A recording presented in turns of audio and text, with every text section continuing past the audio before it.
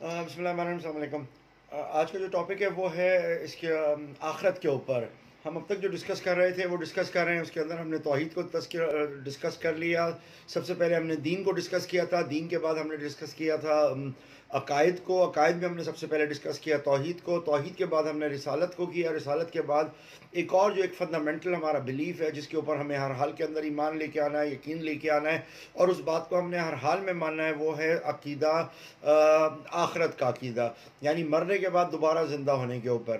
یہ بھی ایک ایسا عقیدہ ہے کہ جس کی بڑی اہمیت ہے، اور اس کی اہمیت کا اندازہ اس بات سے ہوتا ہے کہ پورے نبی اسی معاملے کے لیے آئے، یہ بتانے کے لیے کہ مرنے کے بعد تمہیں دوبارہ زندہ بھی ہونا ہے۔ اس میں سب سے بڑی مثال حضرت عزیر علیہ السلام کی ہے کہ حضرت عزیر کے دور کے اندر جو بیماریاں پیدا ہوئی تھیں، اس دور میں ایک بیماری یہ بھی تھی کہ نہیں، ہمیں مرنے کے بعد دوبارہ پیدا نہیں ہونا، اور اس دوبارہ پیدا ہونے کی وجہ سے اللہ تعالیٰ نے حضرت عزیر علیہ السلام کو کا جو 100 سال کا جو ان کو سلایا، وہ بھی یہی ثابت کرنا تھا کہ دوبارہ مرنے کے بعد زندہ ہوتے ہیں۔ اور پھر حضرت عزیر علیہ السلام نے جانے کے بعد یہ تمام قوم کو بتایا کہ دیکھو کیا سلسلہ ہوا، یعنی پکا یقین کروایا اس بات کو کہ مرنے کے بعد دوبارہ زندہ ہوتا ہے۔ جو حضرت عزیر کا واقعہ ہے کہ جب وہ بیت المقدس گئے تو وہاں پہ بالکل ایک اجڑی ہوئی بستی تھی، اور ادھر وہ سو گئے۔ جب وہ سو کے اٹھے تو ان کا کھانا فریش تھا، مگر گدھا بالکل سڑ چکا تھا۔ پھر اللہ تعالیٰ نے اس گدھے کو دوبارہ زندہ کیا، اور پھر اس کے بعد حضرت عزیر نے جا کے اپنی تعلیمات کا آغاز کیا۔ تو آخرت کا بھی جو ایک ٹاپک ہے، یعنی مرنے کے بعد دوبارہ زندہ ہونے کا جو عقیدہ ہے، یہ بہت اہم عقیدہ ہے۔ اس کو ہم بڑا دراصل لائٹلی لیتے ہیں، اور جب تک ہم اس عقیدے کو ہم لائٹلی لیتے رہیں گے، جب تک ہمارے ذہن میں یہ کیفیت رہے گی کہ نہیں یار، مرنے کے بعد اٹھنا اٹھانے کا کوئی کانسیپٹ نہیں ہے، یا پتہ نہیں ہے یا نہیں ہے، یا اگر وہ پکا یقین نہ ہو جس پکے یقین کی ہم بات کر رہے ہیں، جیسے تمام عقائد میں نے پکی بات کری کہ اگر یہاں بھی وہ پکا یقین نہ ہو آپ لوگوں کے اندر، تو آپ لوگ کوئی بھی اچھا کام نہیں کرو گے۔ کیونکہ دیکھو، کوئی آدمی آپ کے ساتھ برا کرتا ہے تو آپ کس بات کے اوپر چپ ہوتے ہو؟ اسی بات کے اوپر کہ اللہ اس کا حساب لے گا۔ تو اللہ حساب کب لے گا؟ جب آپ مرنے کے بعد دوبارہ اٹھو گے۔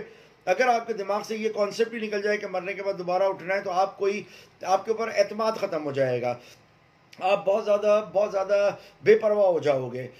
کوئی بھی آدمی گناہ کرنے سے پہلے یہ سوچے گا کہ یار مجھے مرنے کے بعد دوبارہ اٹھنا ہے۔ ہمارا اس کے اوپر بھی عقیدہ عام مسلمانوں کا اسی طریقے کا ہے جس طریقے کا اللہ کے اوپر ہے، کہ اللہ تعالیٰ ہے، ہر جگہ کے اوپر ہے، لیکن پھر بھی ہم جھوٹ بولتے ہیں، پھر بھی ہم جانتے ہیں کہ اللہ ہمیں دیکھ رہا ہے، کوئی نہیں دیکھ رہا، لیکن پھر بھی ہم غلط کام کرتے ہیں۔ تو بالکل اسی طریقے سے اس آخرت کا بھی عقیدہ ہم لوگوں کے پاس بن گیا ہے، اور وہ یہ بن گیا ہے کہ نہیں یار، بس ہاں ٹھیک ہے، ہوگا کوئی طریقہ کار، لیکن وہ کنفرم والی اوتھینٹک سوچ نہیں رہی ہے ہماری کہ نہیں یار، مرنا ہے اور اٹھنا ہے ہم نے۔ جب تک یہ کیفیت نہیں آئے گی، اس وقت تک ہم کوئی گناہ نہیں چھوڑیں گے۔ اس لیے اس عقیدے کو سمجھنا بہت امپورٹنٹ ہے کہ مرنے کے بعد اٹھنا ہے، اور یہ بنیادی عقیدوں میں سے ہے۔ اگر ایک انسان 70 دفعہ، جو رسول اللہ صلی اللہ علیہ وسلم کا ارشاد بھی ہے کہ 70 دفعہ اپنی موت کو یاد کرو ڈے پر ڈے، اگر ہم یہ کر رہے ہوتے تو آج ہماری کیفیت بالکل مختلف ہوتی، لیکن چونکہ ہم یہ نہیں کر رہے تو ہماری کیفیت بالکل مختلف ہوئی ہوئی ہے۔ تو ہمیں اپنی موت کو یاد رکھنا ہے۔ موت کے بارے میں جتنا ہم یاد رکھیں گے تو ہمارے اخلاق بھی اچھے ہو جائیں گے، ہمارے معاملات بھی اچھے ہو جائیں گے، ہمارے عقائد بھی اچھے ہو جائیں گے، کیونکہ ہمیں پتہ ہوگا کہ ہمیں مرنا ہے، اور ہمیں یہ یقین ہوگا کہ ہمیں اپنے اللہ کے پاس جانا ہے۔ اس چیز کے اوپر آپ کا عقیدہ بہت امپورٹنٹ ہے کہ آپ کا پکا ہو۔ یہ جو ہماری بک ہے اس کے اندر سے پیج نمبر 53 سے یہ سٹارٹ ہو رہا ہے، اور اس کے اندر جا رہا ہے جس میں ہم کانسیپٹ بتاتے ہیں۔ مگر میں جو یہاں آپ کو ایک کانسیپٹ بتاتا ہوں، we can go through the book, but ایک کانسیپٹ میں آپ کو ادھر بتاتا ہوں کہ سب سے امپورٹنٹ چیز جو ہمارے اندر ہے، سب سے امپورٹنٹ چیز ہے، وہ ہے روح۔ ہمارے اندر موبائل فون ہے، موبائل فون میں جو سب سے امپورٹنٹ چیز ہوتی ہے وہ ایک سم ہے۔ اگر سم نہ ہو تو آپ کا موبائل فون کسی کام کا نہیں ہے۔ مقصد کہنے کا یہی ہے کہ یہ جو موبائل ہے، اسمارٹ فون ہے، اس کا جو بنیادی کام ہے، اس کا بنیادی کام فون ملانا ہے، اس کا بنیادی کام ہے کال ملانا۔ اور کال اسی وقت ملے گی جس وقت آپ کے پاس سم لگی ہوگی. اگر آپ کے پاس سم نہیں لگی ہوئی تو آپ کے پاس کال ہی نہیں آئے گی. آپ کے پاس سم نہیں ہے تو آپ کے پاس کوئی چیز نہیں ہے. بھلے آپ کے پاس دنیا کا انٹرنیٹ کنیکٹیوٹی ہو, کچھ بھی ہو, لیکن آپ کے پاس سم نہیں ہے, سو یو آر, یہ اٹ مینس آپ کے پاس کچھ بھی نہیں ہے. سو سم کا ہونا بہت امپورٹنٹ ہے. اسی طریقے سے یہ جسم آپ کا کسی چیز کی اہمیت نہیں رکھتا. اس کے اندر پڑا ہوا دماغ, آپ کی زبان, آپ کی علم, آپ کا نالج, آپ کا یعنی کچھ بھی چیز آپ کر لیں, آپ کے کسی چیز کے کام کی نہیں ہے اگر آپ کے اندر جسم میں روح نہیں ہے. تو اصل جو چیز ہمارے اندر ہے وہ روح ہے. اس لیے میں ہمیشہ یہ کہتا ہوں کہ ہمیشہ جب بھی کسی کے ساتھ رشتہ بناؤ, چاہے وہ آپ کے ماں باپ ہوں, چاہے وہ آپ کے میاں بیوی ہوں, چاہے وہ دوست ہوں, ہمارا تعلق ہمیشہ ایک دوسرے سے روح کی بنیاد کے اوپر ہونا چاہیے, کیونکہ یہ روح ہمیشہ سے تھی اللہ کے حکم سے, اور اللہ کے حکم سے ہمیشہ تک رہے گی, یہاں تک کہ اللہ تعالیٰ اس کو ڈی ایکٹیو کر دیں. اللہ نے اپنے ایک حکم سے کن فیکون سے ہم تمام کی روحوں کو ایک وقت میں ایک ہی جگہ کے اوپر جنت کے اندر بنایا تھا, ایک ہی وقت میں. اور یہ وہ ٹائم ہے جب اللہ تعالیٰ نے ساری روحوں کو تیار کیا تھا, اور پھر سامنے آئے, اور سامنے آنے کے بعد آپ نے پوچھا الست بربکم, کہ کیا تم لوگ مانتے ہو کہ میں تم لوگوں کا رب ہوں؟ تو ہم سب نے جواب دیا تھا, قالو, ہم سب نے کہا تھا بلا, آپ ہی ہمارے رب ہو. تو ہم نے اپنے اللہ تعالیٰ کو دیکھا, ہم نے اس موقع کے اوپر اپنے ارد گرد کے لوگوں کو دیکھا, جتنی روحیں تھیں وہ اس دور میں وہاں پر موجود تھی. تو اس کو ہم عالم ارواح کہتے ہیں. اس کے بعد آتا ہے عالم بطن, یعنی ماں کا پیٹ, جب ہم ماں کے والدہ کے پیٹ میں ٹرانسفر ہوتے ہیں, ایک پروگرام ہوتا ہے, وہ ایگزیکیوٹ ہوتا ہے.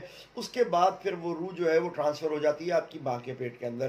جب ماں کے پیٹ کے اندر وہ روح ٹرانسفر ہوتی ہے تو پہلے پورا ایک انسان بن چکا ہوتا ہے, اس وقت وہ روح اس کے اندر آتی ہے.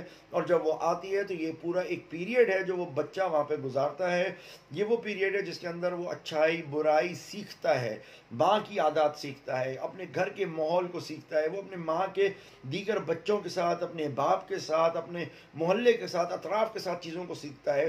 وہ بچہ پیٹ میں اپنی ماں کا دیکھتا ہے کہ اس کو کون سے گانے پسند ہیں, اس کو کون سی میوزک پسند ہے, اس کو کیا چیز پسند ہے. یہ چھوٹا نہیں بلکہ ایک بہت اہم وہ ہے. اس چیز کو سمجھنے کے لیے اب لوگ جینیٹک انجینئرنگ میں جا رہے ہیں کہ آخر لوگ چوری کیوں کرتے ہیں, آخر لوگ برائی کیوں کرتے ہیں, ظلم کیوں کرتے ہیں, ان کے اندر کیا وجہ ہے. تو لوگوں کو یہ پتہ چل رہا ہے کہ یہ ان کو انوائرمنٹ وہ ملی تھی, اور اس انوائرمنٹ کی وجہ سے یہ لوگ یہ سارے کام کر رہے تھے. تو لہٰذا یہ ایک بہت بڑا ایک پورا ٹائم ہے, ایک پورا وقت ہے. اس کو سمجھنا ہمارے لیے بہت امپورٹنٹ ہے, تب جا کے ہمارے کو بہت سی چیزیں کلیئر ہوتی ہیں. تو اس کو ہم کہتے ہیں عالم بطن, جب بچہ ماں کے پیٹ میں ہوتا ہے. اس کا ذکر ہمارے پاس قرآن میں موجود ہے. اس میں کامن چیز کیا ہے, وہی روح جو ارواح میں تھی وہی روح نیچے آ گئی ہے. اس کے بعد پھر یہی روح ہے, یہی وہ چیز بچہ ہے جو پھر روح ہے جو ٹیکنیکلی دنیا میں آ جاتی ہے, جس کو ہم عالم حال یا عالم دنیا کہتے ہیں. اس دنیا میں آپ بھی رہ رہے ہو, میں بھی رہ رہا ہوں, ہم سب رہ رہے ہیں. اس میں اگر آپ دیکھیں جو کامن چیز ہے وہ ہماری روح ہے, اصل چیز روح ہے. روح کو نکال دو تو ہماری کوئی حیثیت ہی نہیں رہتی, ہم سارے ختم ہو جاتے ہیں, ہماری کوئی معاملات نہیں رہتے. اس لیے جو روح ہے اس کی سب سے زیادہ اہمیت ہوتی ہے, اس کو سمجھنا سب سے اہم ہے کہ ہم دنیا میں آئے ہیں تو کس طرح سے ہم رہیں گے, کھائیں گے, پیئیں گے, اٹھیں گے, بیٹھیں گے, سو آن. تو ان ساری چیزوں کو سمجھنا بہت اہم ہے کہ عالم ارواح کیا ہوتی ہے, عالم بطن کیا ہے, پھر عالم دنیا جس میں ہم یہاں رہ رہے ہیں. آپ دیکھیں جب ایک بچہ پیدا ہوتا ہے تو اس کے دماغ میں سب کچھ ہوتا ہے, اس کو سب پتہ ہوتا ہے. بھوک لگتی ہے تو اس کو پتہ ہے کھانا کیسے کھانا ہے, دودھ کیسے پینا ہے, اس کو پتہ ہوتا ہے کس کو دیکھ کے ہنسنا ہے, کس کو دیکھ کے مسکرانا ہے, کیا کرنا ہے. آپ بچے کو دیکھیں گے وہ جس طریقے سے ہاتھ پاؤں چلا رہا ہوگا اس دنیا میں آنے کے بعد, اس سے لگے گا کہ یہ اگر اس کو چھوڑ دیا جائے تو یہ تو گاڑی بھی چلا لے, جہاز بھی اڑا لے, موبائل بھی, سب کچھ کر سکتا ہے. کیونکہ اس کا روح بڑی ہے, اس کو سب کچھ پتہ ہے, لیکن باؤنڈ ہے, بندھا ہوا کس میں ہے, کیونکہ اس کی جسم اس کو طاقت نہیں دے رہا ہے. جیسے جیسے جسم نشو نما پاتی رہتی ہے, جیسے جیسے جسم میں طاقت آتی رہتی ہے, وہ بولنا بھی سیکھ جاتا ہے, وہ لڑنا بھی سیکھ جاتا ہے, اور پھر وہ ایک جھگڑالو قسم کا انسان بن کے اٹھتا ہے. تو یہ عالم ایک دنیا کا حال ہے جس کے اندر آپ میں ہم سب لوگ اس کے اندر گزر چکے ہیں, اور یہ بڑا ایک اہم پیریڈ ہے جس کے متعلق ہم سب کو جو ہے وہ معلوم ہونا چاہیے, جس کے بارے میں ہمارا یہ ہے. اس کے بعد اگلا ہے عالم سکرات, پھر اس کے بعد ہے عالم قبر, پھر ہے عالم برزخ, اور پھر ہے عالم حشر. اس کو میں اگلے لیکچر میں کنٹینیو کروں گا تاکہ ہمارے کو ایک آئیڈیا ہو جائے کہ کیا ہے. تو آج کے لیے جو ہے یہ والا ہے کہ یہ 3 چیزیں کیا ہیں, اور اس کے بعد اگلی جو چیز ہوتی ہے اس کو ہم آگے اس میں بتاتے ہیں. بہت شکریہ, السلام علیکم.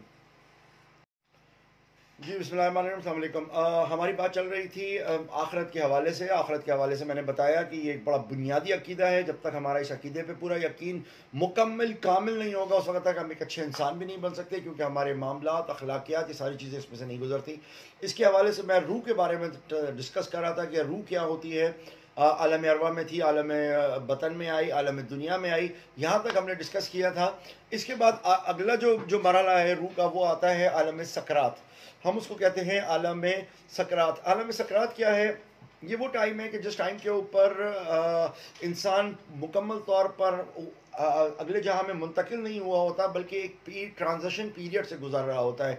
وہ جو ایک ٹرانزیشن پیریڈ ہے، اس کو ہم عالم سکرات کہتے ہیں۔ یہ کچھ اس طرح سے ہوتا ہے کہ مثال کے طور کے اوپر میں کہیں چلتا ہوا جا رہا ہوں اور اچانک میری موت کا وقت آتا ہے، یعنی ایک گاڑی یا کوئی کار مجھ پہ ایکسیڈنٹ ہونے کی بات ہوتی ہے۔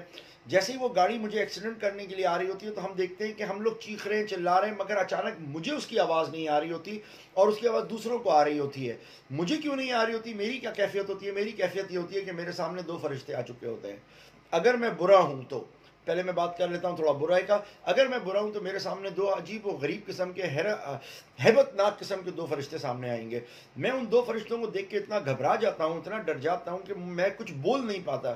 یہ وہ ٹائم پیریڈ ہوتا ہے کہ ابھی وہ گاڑی مجھ تک پہنچی نہیں ہے، مجھے ہٹ نہیں کیا، لیکن اچانک وہ دو فرشتے میرے پاس آتے ہیں، میرے جسم میں سے میری روح نکال لیتے ہیں، میری روح کو نکال کے وہ اپنے ساتھ لے جاتے ہیں۔ اب یہ اتنا سیکنڈز کا ٹائم ہے کہ اس کا ہمیں اندازہ نہیں ہوتا اور یہ ادراک نہیں ہوتا۔ یہ آپ لوگوں کو تب سمجھ میں آئے گا جب آپ کی آنکھ سیکنڈز کے لیے لگتی ہے اور آپ پورا ایک خواب دیکھ لیتے ہو، اور ایک بہت بڑا خواب دیکھ لیتے ہو۔ جیسے آپ وہ خواب اچانک دیکھ لیتے ہو، اسی طریقے سے یہ پورا واقعہ ہوگا کہ آپ حیرت زدہ ہو جاؤ گے کہ یہ کیا ہوا ہے آپ کے ساتھ، بٹ یہ ہوگا۔ اس سے ہم لوگوں نے گزرنا ہے اور ہم سب نے گزرنا ہے کہ اچانک کی کیفیت ہوتی ہے کہ وہ فرشتے آتے ہیں اور مجھے میری روح کو نکال کے لے جاتے ہیں۔ دنیا چیخ رہی ہے مگر مجھے آواز نہیں آ رہی۔ اس وقت کیا ہو رہا ہوتا ہے کہ وہ میری روح کو لے کے نکل کے چلے جاتے ہیں سیدھا جنت کی طرف۔ اور جنت میں جانے کے بعد جو جنت میں بیٹھے ہوئے فرشتے ہوتے ہیں ان سے سوال پوچھتے ہیں کہ کیا احمد رشید نام کا آدمی آپ کے پاس اس کی رجسٹری ہے، انٹری ہوئی بھی ہے؟ وہ چیک کر کے بتائیں گے اپنے مینس کے ذریعے کہ وہ کہیں گے نہیں جی اس کی تو انٹری ہمارے پاس نہیں ہے۔ اب مجھے یہ احساس ہو جائے گا میری روح کو کہ میں تو مارا گیا بھائی۔ پھر وہ میرے کو علیین کے مقام سے نکال کے وہ مجھے لے کے جائیں گے دوسرے مقام کی طرف، جس کو سجین کہتے ہیں۔ وہ جہنمی رستہ ہوگا، ادھر کچھ انفارمیشن ڈیسک لگی ہوگی، ادھر جا کے فرشتوں سے پوچھا جائے گا کہ بھائی اس آدمی کا نام آپ کے پاس ہے؟ وہ دیکھ کے کہیں گے ہاں ہاں ہاں اس کا تو ہمارے پاس ہے، لاؤ اس کو ہمارے پاس جمع کراؤ۔ تو فرشتے کہیں گے ذرا صبر کرو، اس کا تھوڑا باقی کا کام کر لیں۔ اس کے بعد وہ میری لاش کو، میرے روح کو واپس لائیں گے اور لا کے مجھے کہیں گے دیکھو تمہارے ساتھ کیا حال ہے۔ یہ وہ جسم تھا جس پہ تم اکڑتے ہو، گاڑی کے ٹرک چڑھنے کی وجہ سے وہ میرے اوپر چڑھ کے گزر جائے گی، میرا دماغ بھیجا نکلا ہوا باہر پڑا ہوگا، مجھے کچل دیا ہوگا، وہاں پہ مکھیاں میرے جسم پہ بیٹھ رہی ہوں گی، وہاں پر کتے آ کے میرا خون چاٹ رہے ہوں گے، اور ایک عجیب و غریب کیفیت ہوگی۔ اس کیفیت کے موقع کے اوپر مجھے کہا جائے گا دیکھو ذرا تم اس دنیا میں بڑے اکڑتے پھرتے تھے، دیکھو ذرا یہ لوگ جن کو تم سمجھتے تھے کہ یہ تمہیں فیس بک پہ لائک شیئر کمنٹ کرتے ہیں، ذرا غور سے دیکھو ان کو۔ وہ سب کہہ رہے ہوں گے مر گیا تو مر گیا، کوئی آ کے موبائل سے 10 پیسے نکال رہا ہوگا، کوئی آپ کے بٹوا نکال رہا ہوگا، کوئی موبائل چھین کے لے جا رہا ہوگا، 100 کامیں ہو رہے ہوں گے اور آپ کی لاش پڑی ہوگی۔ آپ کے گھر پہ فون کیا جا رہا ہوگا تو بیوی کہے گی جان چھٹی، بچے کہہ رہے ہوں گے جان چھٹی، عجیب و غریب ایک کیفیت ہوگی، لوگ پریشان۔ ایک بندے کا آپ کو دکھایا جائے گا کہ بھائی اس کو اطلاع دی گئی کہ آپ کا رشتہ دار یا آپ کا بھائی یا آپ کا کوئی مر گیا، تو آپ فوراً اندر سے کہیں گے اوہ ہو اب اس کے پاس جانا پڑے گا، اب اس کو خرچہ کرنا پڑے گا، ابھی تو میں آیا تھا شہر سے باہر، پھر مجھے اس کے جنازے میں جانا پڑے گا، چاہے میں اچھا ہوں چاہے برا ہوں۔ تو یہ ساری کیفیت مجھے سامنے آ جائیں گی اور میں دیکھوں گا کہ اچھا یہ وہ منافق لوگ تھے جن کے ساتھ میں ہوں، سمجھو میرا یہ عذاب شروع ہو گیا۔ یہ عذاب روح کے اوپر ہو رہا ہے، اور وہ روح کی کیفیت ہوتی ہے کہ میں آپ کے سامنے کوئی بات اگر کروں، کوئی کہانی سناؤں، کوئی ڈرانی بات بتاؤں تو آپ کے اوپر ایک اثر ہوتا ہے، جسم کے اوپر نہیں، وہ روح پہ ہو رہا ہوتا ہے۔ اسی طریقے سے اس وقت یہ جو اثر ہو رہا ہوگا یہ آپ کے اوپر نہیں، آپ کی روح کے اوپر ہو رہا ہوگا، اور بڑا شدید قسم کا ہو رہا ہوگا، اور اس اثر کے اوپر ہم لوگ جو ہیں وہ گزارا کر رہے ہوں گے۔ پھر آخر میں جب یہ سارا معاملہ ہو جائے گا، مجھے لے جا کے قبر میں رکھا جائے گا۔ قبر میں رکھنے کے بعد جب آخری آدمی وہاں سے جاتا ہے تو اگلا ایک جہاں شروع ہوتا ہے جس کو ہم عالم قبر کہتے ہیں۔ اب اسی پہلے عالم سکرات والے کو میں بتا دیتا ہوں اچھے طریقے سے۔ جیسے میرے سامنے گاڑی آ رہی ہے، مجھے ہٹ کر رہی ہے، اور جب وہ مجھے ہٹ کرنے کے لیے آ رہی ہے اس وقت لوگ چیخ رہے ہیں مگر مجھے آواز نہیں آ رہی۔ مجھے مار دیا گاڑی مجھے کاٹ لیتی، مطلب میرے اوپر چڑھ جاتی ہے، سب کچھ ہو جاتا ہے، اور پھر میری روح کو لے جایا جاتا ہے پہلے جہنم کے مقام پہ، اگر میں اچھا نیک ہوں تو جہنم پہ لے جایا جائے گا۔ جہنم میں لے جا کے پوچھا جائے گا کہ بھائی اس آدمی کی رجسٹری ہے، تو آگے سے جواب آئے گا نہیں بھائی اس کا یہاں پہ بکنگ نہیں ہے۔ پھر میری لاش کو لے جایا جائے گا عالم وہ سجین کا علیین کا مقام پہ، اچھے لوگوں کے مقام پہ لے جایا جائے گا. جہاں پوچھا جائے گا اس کا نام ہے تو کہیں گے جی بالکل اس کا نام یہاں موجود ہے، اس کو لائیں ہمارے پاس. تو اس کو کہا جائے گا ذرا رک جائیے، باقی کے انتظامات کریں. اب مجھے لے کے آیا جائے گا اور کہا جائے گا ذرا آپ اپنا حال دیکھیں. جب میں اپنا حال دیکھوں گا تو میرے کو تکلیف ہو رہی ہوگی کہ میرا جسم ٹوٹ رہا ہے، میرا جسم خرچ رہا ہے. تو فرشتے مجھے کان میں کہہ رہے ہوں گے جتنا آپ کے ساتھ زیادتی ہوگی، جتنا آپ کے جسم کے ساتھ زیادتی کی جائے گی، جتنا آپ کو تکلیف دی جائے گی، اللہ تعالیٰ آپ کو اس سے زیادہ خوبصورت جسم آخرت میں دے گا. اب یاد رکھو کہ حضرت حسین کے ساتھ جو زیادتی ہوئی، اس زیادتی کے بعد وہ شباب اہل الجنہ کیوں بن رہے ہیں؟ کیونکہ جو زیادتی ان کے ساتھ ہوئی، اللہ تعالیٰ اس سے خوبصورت مقام میں ان کو وہاں پہ اٹھائے گا. تو جب آپ کو یہ تکلیف ہو رہی ہوتی ہے تو آپ کو اس سے اچھا مقام دیا جا رہا ہوتا ہے، اور یہ چیز آپ کو اطمینان دے گی. پھر آپ کے سامنے پورا ایریا کھول دیا جائے گا، سب کچھ دکھا دیا جائے گا. تو لوگ دل سے دکھ کر رہے ہوں گے، ان کو دل سے فیلنگ ہوگی ہائے اللہ یہ آدمی کیسے مر گیا، بہت اچھا تھا، نیک تھا. تو مجھے اطمینان ہوگا کہ لوگ میرے لیے بہت اچھے ہیں، میرے گھر والے، میرے بیوی بچے بجائے رونے کے وہ میرا قبر کا انتظام کر رہے ہوں گے، وہ میرے لیے نہانے غسل کا انتظام کر رہے ہوں گے. پھر غسل میرے اپنی اولاد مجھے دے رہی ہوگی، میرے اپنے بھائی بہن مجھے دے رہے ہوں گے. کوئی پرایا آدمی مجھے آ کے ہاتھ نہیں لگا رہا ہوگا. میرا جنازہ کوئی کرائے پہ مولوی نہیں پڑھا رہا ہوگا. میرے مرنے پہ قرآن کوئی دیگر مدرسے کے بچے آ کے نہیں پڑھ رہے ہوں گے، بلکہ میرے گھر والے پڑھ رہے ہوں گے، میرے بیٹے پڑھ رہے ہوں گے، بیٹیاں پڑھ رہے ہوں گے. اس لیے یہ چیز ہمیں سوچنی ہے کہ آیا ہم نے اتنا جو کچھ اپنے ماں باپ کا پیسہ خرچ کر کے پڑھا ہے، آیا ہم اپنے ماں باپ کو جنازہ، غسل، کفن پہنانے کے قابل ہیں؟ آیا ہم اس کے اوپر قرآن پڑھ کے ڈیلی کا بخشنے کے قابل ہیں جو ہمارے ماں باپ نے ہم پر خرچ کیا؟ تو یہ بڑی امپورٹنٹ چیز ہے. اس کے بعد بہرحال آپ کو قبر میں رکھا جائے گا. جب آپ کو قبر میں رکھیں گے تو قبر میں رکھنے کے بعد جیسے یہ آخری آدمی وہاں سے جائے گا تو پھر دو فرشتے آپ کے پاس آئیں گے، اور وہ دو فرشتے آ کے آپ سے سوال پوچھیں گے. مثال کے طور پہ میں پہلے برا آدمی ہوں تو میرے پاس آئیں گے، آ کے مجھ سے سمپل سوال پوچھیں گے. تو آپ سوچ لیں کہ ایک آدمی جس کی تیاری نہیں ہے کچھ بھی، اور اس کے سامنے فرشتے آتے ہیں اور آ کے اس سے سوال پوچھتے ہیں، تو اس کی کیا کیفیت ہوگی؟ ایک آدمی آگے پوچھتا ہے من ربو کا، تو پہلی بات تو مجھے تو عربی سمجھ ہی نہیں آئے گی.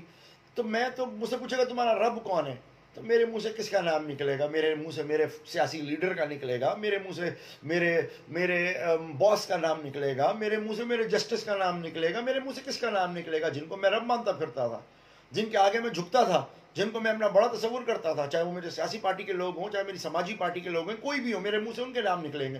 فرشتے کہیں گے نیکسٹ من دینوں کا، تمہارا دین کون سا ہے؟ میں کون سا دین لوں گا؟ میں کہوں گا دیوبندی، میں کہوں گا بریلوی، میں کہوں گا سنی، میں کہوں گا شیعہ. نہیں، کیونکہ میں ان کے لیے لڑتا تھا، ان کے لیے بھاگتا تھا، دین کی تو مجھے فکر ہی نہیں تھی. تو میرے منہ سے سیدھا نام نہیں نکلے گا. کہیں گے آگے چلیے، اگلا سوال پوچھیں گے من حاضہ، ایک تصویر دکھا کے کہا جائے گا یہ کون ہے. تو میں تو بزرگوں کے پیچھے بھاگا کرتا تھا، میں تو پیروں کے پیچھے بھاگتا تھا. تو میں تو کہوں گا یہ تو سچل سرمست ہے، میں تو کہوں گا یہ تو شاہ فلانے، یہ تو شاہ فلانے. اور آگے سے جواب ملے گا چلو بھائی نکلو. وہ تینوں فرشتے واپس جائیں گے، اور دونوں فرشتے جاتے ہوئے دو کھڑکیاں میری ایک کھڑکی کھول کے چلے جائیں گے لیفٹ سائڈ کی. لیفٹ سائڈ کی کھڑکی سے پھر مجھے جب تک میں اس قبر میں ہوں میرے اوپر عذاب کا سلسلہ شروع ہو جائے گا. یہ کس قبر میں ہوگا، کہاں ہوگا، یہ بات تفصیلی ہے، پھر ہم کبھی بات کریں گے اس کے اوپر. مگر یہ عذاب سارا روح کے اوپر ہو رہا ہوگا. اور یہ کس جگہ کے اوپر ہو رہا ہوگا؟ اوبویسلی روح ہوگی، روح کو جسم دیا جائے گا اور وہاں پر یہ چیز ہو رہی ہوگی. اب اسی کیفیت کو لے لیں کہ میں نیک ہوں، میرے پاس دو فرشتے آتے ہیں، مجھ سے آ کے پوچھتے ہیں من ربو کا. میں بڑے اطمینان میں ہوں گا اور اطمینان میں جواب دوں گا اللہ، میرا رب اللہ ہے. میں اس کا وہ کہیں گے ماشاءاللہ آگے چلیے. من دینوں کا، تمہارا دین کون سا ہے؟ میں ان کو فوراً کہوں گا اسلام. پھر کہیں گے ماشاءاللہ آگے چلیے. وہ مجھ سے پوچھیں گے من حاضہ، وہ تصویر دکھائیں گے. وہ تصویر دیکھ کے میں کہوں گا حاضہ من رسول اللہ صلی اللہ علیہ وسلم، یا رسول اللہ صلی اللہ علیہ وسلم ہے. تو آگے سے جواب ملے گا بڑی مہربانی، اب آپ سیدھے کروٹ پہ لیٹیے. سیدھے سائڈ کی طرف کھڑکی کھل جائے گی جہاں سے میں انلمیٹڈ ایکسیس میں ہوں گا، جنتی میوے پھل اور وہ کھا رہا ہوں گا. اب جو راحت سکون میرے دل کو مل رہی ہوگی، جو مجھے مل رہی ہوگی، وہ میں اطمینان میں ہوں گا. اور وہی کمیونیکیٹ میں کسی نہ کسی ذرائع سے اپنے اولاد کو کر رہا ہوں گا، عموماً وہ خواب کے ذریعے یا جو بھی طریقہ کار ہو. سو بہرحال اس طریقے سے آپ کا یہ والا ایک پورا سلسلہ چلتا ہے. اب یہاں سے لے کے قبر کے اچھے یا برے عذاب، کھڑکی کھولنے سے لے کے میدان حشر میں جب تک آپ نہیں کھڑے ہوتے، یہ والا پورا پیریڈ آپ کا کہلاتا ہے عالم برزخ کا. یہ برزخ کا مقام ہے، اچھا ہے یا برا ہے؟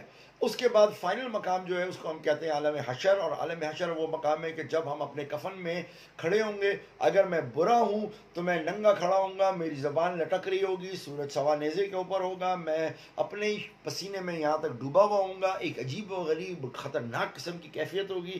کہا جاتا ہے کہ 50,000 سال تک یہ ہمیں اس طریقے سے کھڑا رہنا پڑے گا، اور بڑی بری کیفیت ہوگی، اور ڈر رہے ہوں گے، ہمیں اپنے اعمال نظر آ رہے ہوں گے، تازہ تازہ عذاب سے نکل کے باہر آئے ہوں گے قبر سے، اور ہم عجیب کیفیت کے اندر کھڑے ہوں گے، اور اس موقع کے اوپر وہاں پر ہم یہ پریشان ہوں گے کہ ہمیں کیا کرنا ہے، کس طرح سے کرنا ہے، اور ادھر ہم بس انہی کیفیت میں ہوں گے کہ معاملات چلتے چلے جائیں گے۔ اور اگر میں نیک ہوں تو میں اپنے کفن میں ہوں گا، وہی میرے 3 کپڑے جو مجھے پہنائے گئے ہوں گے، کرتا ہے، اس میں تہمد ہے، اس میں میرا اوپر کی چادر ہے، میں وہ اوڑا کھڑا ہوا ہوں گا، ایک درخت ہوگا، اس درخت کے سائے کے نیچے کھڑا ہوں گا، مجھے پسینہ نہیں، گرمی آ رہی ہوگی، لیکن گھبراہٹ ضرور ہوگی، اور وہ گھبراہٹ سب کو ہوگی۔ بالآخر رسول اللہ صلی اللہ علیہ وسلم جائیں گے، اللہ تعالیٰ سے کارروائی سٹارٹ کروائیں گے، پھر اللہ تعالیٰ سب کو بلائیں گے، سب سے سوالات پوچھیں گے۔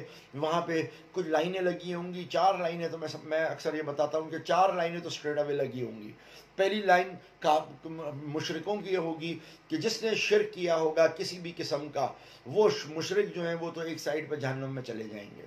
دوسری سائڈ کے اوپر اب باری آئے گی مسلمانوں کی، مسلمانوں سے کوشچن اینڈ آنسر کیا جائے گا، ہاں بھائی کیا تم نے کیا، کون سا نیک عمل کیا، تم نے اپنی جوانی کہاں خرچ کری، تم نے اپنا مال کہاں خرچ کیا، تم نے اپنے دیگر اور جو عمر تھی تم نے اس کو کہاں خرچ کیا۔ یہ سارے سوالات وہاں پہ پوچھے جائیں گے، نماز پڑھی نہیں پڑھی، کیوں نہیں پڑھی، مختصر سوال کے اوپر آپ کو سزائیں ہو رہی ہوں گی۔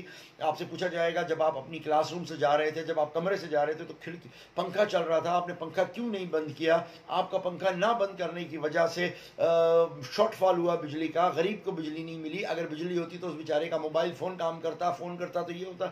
تو اس قسم کے الزام لگ رہے ہوں آپ کے اوپر آ رہی ہوگی، ایک پیپسی پینے کے اوپر، ایک KFC کا برگر کھانے کے اوپر آپ کو سزا مل رہی ہوگی کہ تمہاری یہ کھانے سے ملک کی اکانومی کو نقصان پہنچا، تمہارے کھانے سے باہر کھڑا ہوا ایک غریب انسان کو یہ تکلیف ہوئی، آپ کو ان پہ سزا مل رہی ہوگی، اور پتہ چلے گا کہ ایک مسلمان کو اوور آل جو سزا ملی وہ کتنی ملی، ایک کو سزا ملی، کئی لاکھ ہزار سالوں کی سزا مل گئی، وہ اپنی سزا بھگتنے کے لیے جہنم میں چلا جائے گا۔ جنت یہ دوسری بات ہے کہ وہ اپنی سزا مکمل کرے گا ہزاروں سال کی، اور پھر وہ دوبارہ جنت میں آئے گا۔ اس کے بعد آئے گی باری مومن کی۔ مومن ایک گریڈ میں پاس ہوا ہوگا، اس سے ایک آدھ سوال پوچھا جائے گا، اور اس کو پھر آسانی سے جنت کا داخلہ دے دیا جائے گا کہ جنت کے آپ کسی بھی ایک اچھے علاقے میں جا کے رہ سکتے ہیں، جو ہلکی پھلکی چھوٹی موٹی جنت ہے، ادھر آپ چلے جائیں۔ دیکھیں نا، حیدرآباد ہے، حیدرآباد شہر ہے، کراچی شہر ہے، ہر علاقے کی قیمت ورت ایک تو نہیں ہے نا، ہر جگہ کی الگ ہے، اسکوائر فٹ کے حساب سے ہے۔ حیدرآباد میں اگر ہے تو پریٹ آباد کی الگ ہے، آپ کی قاسم آباد کی الگ ہے، لطیف آباد کی الگ ہے، ڈیفنس کی الگ ہے، سول لائن کی الگ ہے۔ تو وہ ایک جو کیفیت ہے اس حساب سے جتنا آپ کے پاس نیکی ہوگی وہاں پر نیکی چل رہی ہوگی نا، وہاں کی کرنسی نیکی ہے، جتنی آپ کے پاس ہوگی اس حساب سے آپ کی جنت ہوگی، اس حساب سے آپ اپنے مقام کے اوپر جا رہے ہوں گے۔ اگر اس کے بعد جو متقی آدمی جو ہوگا، اس سے اللہ تعالیٰ سوال کیا پوچھے گا، اس کو یہی کہے گا جائیے فلانی جگہ کے اوپر چلے جائیں، اور جنت الفردوس کے اندر آپ کے فلانی جگہ کے اوپر آپ نے جانا ہے، تو آپ وہاں پہ چلے جائیں گے، اور اس کے اندر وہاں پہ رہیں گے تا حیات، اور سارا سلسلہ ہوگا۔ آخرت جو ہے وہ یہ ہے، اس کے اوپر یقین، ایمان اور عقیدہ رکھنا بہت امپورٹنٹ ہے، ساری چیزیں ہیں۔ اب جو اس کتاب کا میں ذکر کر رہا ہوں، اس کتاب کے اندر تمام وہ آیات دی ہوئی ہیں کہ آپ نے کس طریقے سے یہ پوری کیفیت واقع ہوگی۔ یہ سائنٹیفک چیز ہے، اس کے اوپر کبھی موقع ملا تو دوبارہ میں آپ کو اس کے حوالے سے بتاؤں گا۔ بہت شکریہ، السلام علیکم۔